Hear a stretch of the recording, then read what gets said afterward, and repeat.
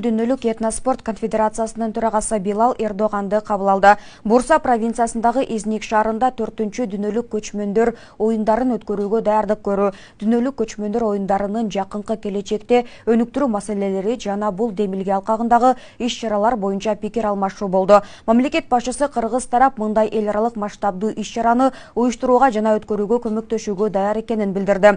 Өз кезегинде бүткүл Дүнөлүк этноспорт конфедерациясынын төрагасы Билал Эрдоган жылуу кабыл алуусу үчүн ыраазычылык билдирип, конфедерациянын тарыхын айтып берип, уюм дал ушул Дүнөлүк көчмөндөр оюндарын өткөрүүнүн аркасында түзүлгөндүгүн белгиледи.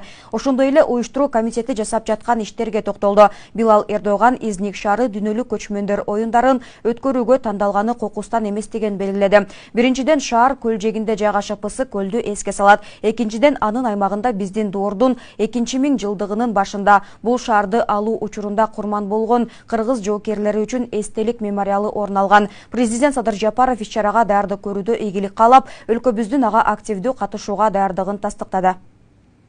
Ушул жылдын 29 сентябрынан баштап 2 октябрына чейин 4-чү Дүнөлүк көчмөндөр оюндары Түркиянын Кооз Изник шаарында өтөрү бизди кубандырат. Кыргыз тарап 4-чү Дүнөлүк көчмөндөр оюндарын уюштуруу жана өткөрүү боюнча тажрыйбасы менен бөлүшүүгө даяр экендигин билдирем сиздерге. Жана кандай жардамдар керек болсо, биз жардам көрсөтүүгө даярбыз. Баткен облусунун Кадамжай районунда курал-жарак сакталган жай табылды. Бул тууралуу УКМКнын маалымат кызматы кабарлады. Билдирмеге караганда, кылмыш жаза кодексинин 267-беренесинин 3-бөлүгү куралды ок-дарыларды мыйзамсыз жүгүртүү боюнча козголгон кылмыш ишинин алкагында атайын иликтөө жүргүзүлгөн. Бул иш боюнча Кадамжай районунун тургуну кармалып, жашаган жери текшерилген. Жыйынтыгында үйүнөн 222ден ашык ар кандай калибрдеги октары, Толубай Бакасовдун ден соолукту чыңдоо борбору, Кытай элдик ыкмасы менен гайморит, грыжа, артрит, остеохондроз, куяң, тиземун, простатит ооруларын дарылоо жана айрыкча улгайган адамдардын кан айлануу системасын жакшыртуу. Мындан сырткары бизде косметология жана ашыкча салмакты кетирүү процедуралары бар. Гайморитти дарылоо ыкмасы мурун көңдөйүндөгү ириңдерди жибитүү үчүн от жагуу, андан соң табигый таза чөптөн жасалган порошок менен ириңди сыртка алып чыгаруу. Грыжа, остеохондроз, тизе муун жана суук тийген ооруларды дарылоо ыкмасы. Ооруган жерге гандин, же жөнөкөй тил менен айтканда, дары чөптөргө сугарылган таякчалар менен массаж жасоо, андан кийин от жагуу. От жаккан соң атайын табигый чөптөрдөн жасалган дары майларын шыбап, денедеги токсин, туз жана вирустарды чыгаруу. Дарылоо мөөнөтү болжол менен 10 күн. Келип 100% кепилдик менен ден соолугуңузду чыңап кетиңиздер. Басы, айта кетүүчү нерсе, эгер биздин борбордон сакайбасаңыз, акча каражатыңыздарды толугу менен кайтарып беребиз. Кененирээк маалымат алуу үчүн экраныңыздардагы номерге кайрылыңыздар. 3 ок атуучу курал, 1 F1 гранатасы, 230 ок, АК-74 магазини, мылтык, үнүн баскыч табылган. Шектүү Кадамжай райондук ички иштер башкармалыгынын убактылуу кармоочу жайына киргизилди деп айтылат маалыматта. Учурда тиешелүү процессуалдык иш-аракеттер көрүлүп жатканы кошумчаланды.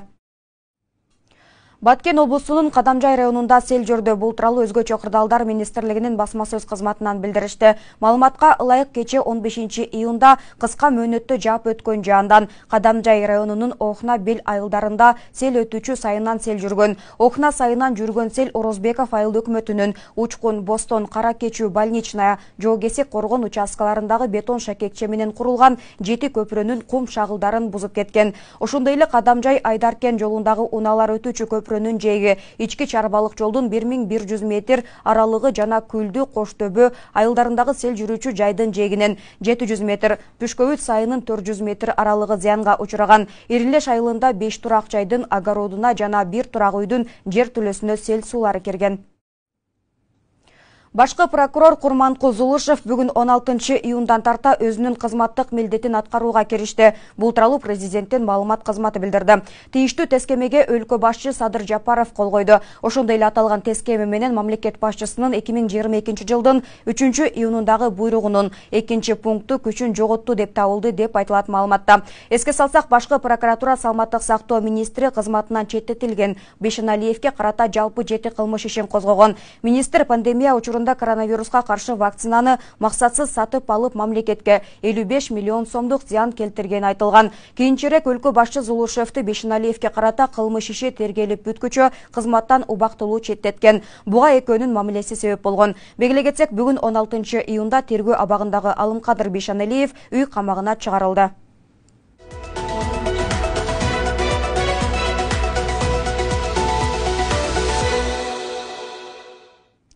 Министрлер кабинетинен маалымдашкандай 16 июнда Министрлер кабинетинин төрагасы Акылбек Жапаров Алматы шаарында туруктуу өнүгүү максаттары боюнча аймактык саммит алкагында Казакстандын өкмөт башчысы Алихан Смайылов менен жолукту. Жолугушууда эки тараптуу соода-саттык мамилелери, жүк транзити боюнча маселелер талкууланды. Андан тышкары кызматташуу багыттары Кыргыз-Казак өкмөттөр аралык кеңешинин 10-жыйынында жана Казак президенти Касым-Жомарт Токаевдин Кыргызстанга расмий сапарында жетишилген макулдашуулар ишке ашыруу маселелери да көтөрүлдү. Ак Тилек жана Кара Суу автожол постторунун аймагындагы индустриалдык соода-логистикалык комплексин куруу маселеси боюнча ченемдик укуктук базаны күчөтүлгөн режимде иштеп чыгуу зарылдыгы белгиленди деп айтылат маалыматта. Ушул жылдын 26 майында Токаевдин Бишкектеги экинчи расмий сапарында Кыргыз-Казак чек арасынан жүк өткөрүүнү жеңилдетүү макулдашылган. Бирок чек арада жүк ташуучу автоунаалардын кезеги азайбай жатканы айтылып келет.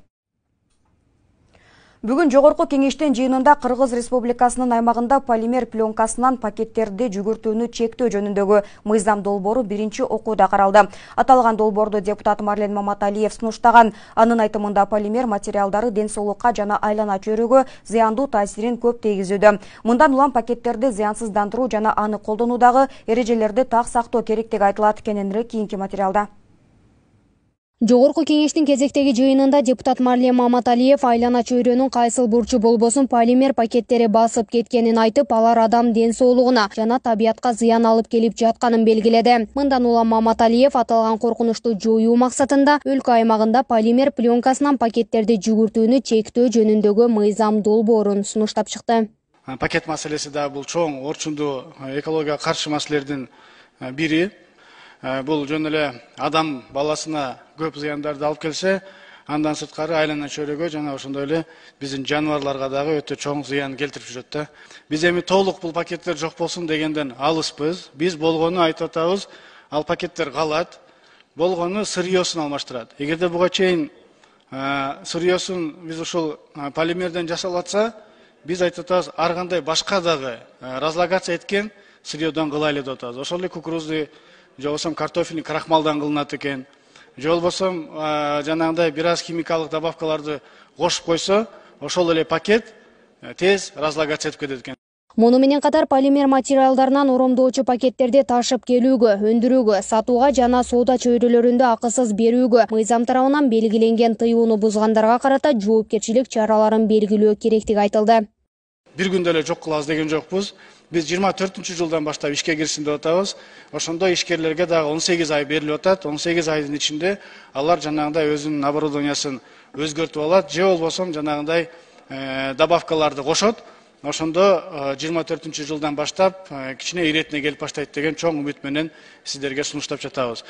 Баалар боюнча айтып коеюн, азыркы учурда мына атайын колума дагы бир экөөнү ала келдим. Булар ансыз деле бизде азыр чоң гипермаркеттерде сатылат. Ал эми жанагындай бекер бериле турган пакеттер, алар жана пачкасы 200 сомдон сатылат экен. А эгерде биого өткөндө кайра эле суммасы ошол бойдон калат экен.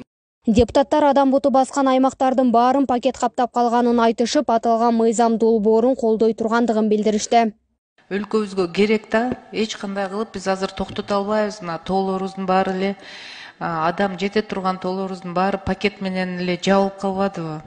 Эгерде биз азыр ушундай точечный мыйзам кабыл албасак, мен ойлойм, дагы бир 10 жылдан кийин бир совсем необратимый последствиялар болот да биздин экологияга. Ошондуктан Марлен Абдрахманович, мен колдойм сизди. Жараткан бизге жашынакай табият берген, табиятка болгон мамиле ушундан эле көрүнөт. Пакетстан айланып баратабыз. Же сый менен, же үй менен дейт. Сый менен түшүнбөдүк, эми ушундай мыйзам жолу менен чечкинге аргас болуп атабыз. Ушул долбоор жасап бергениңизге чоң рахмат. Өз кезегинде депутат Кундузбек Сулайманов эмне мыйзам долбоору 2024-жылдан тарта күчүнө кирээрине кызыкты. Ал аталган долбоорду кыска аралыкта ишке ашыруу керек деп эсептейт. Биздин келечек муундарыбызга мына өзүңүз айтып атасыз. Полигондогу жанагы дарттарды алып келген полигондо өрттөлүп аткандарды түтүндөрдөн дарт чыгып аткан барын айтат. Ошон үчүн эртеретип мунун бир срогун азайтсак кандай болот? 20 ишкерлер бар экен, ушулар пандемия күнү келет, мен алар менен сүйлөшүп келейин. Сиз эгер айткан маселени сөзсүз көтөрөм, мүмкүн 24 эмес, эртерээк кылалы деп аларга дагы сунуштап көрөм. Ал эми депутат Жанарбек Акаев тыюу салуу менен катар альтернативдүү башка материалды киргизүүнү жана ишкерлерге жеңилдиктерди берүүнү кошумчалады.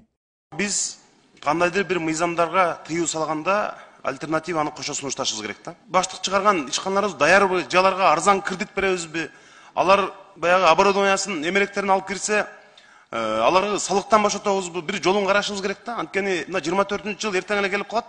Биз баарына тыюу салып койгонубуз менен жанагы мыйзам иштебей калбаш керек да. Гүлдана Момунова, Алымбек Бектурганов.